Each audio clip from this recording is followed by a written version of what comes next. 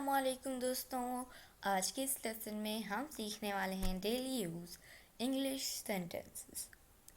I was fired, I was a teacher, I was tired, Tom was in Japan, I was wrong, he was at home, was I wrong, he was standing.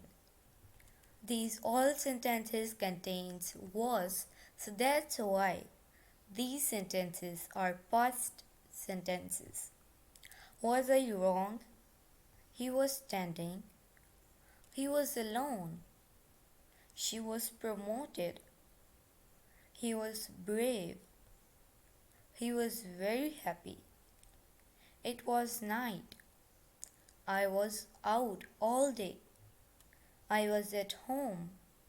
She was very busy. She was brave. When was she born? He was patient. Good for you. तो दोस्तों ये था आज का हमारा lesson. उम्मीद आपको video पसंद आई होगी। आपसे मिलेंगे अगली नेक्स्ट वीडियो के साथ। तब तक के लिए अल्लाह हाफिज़।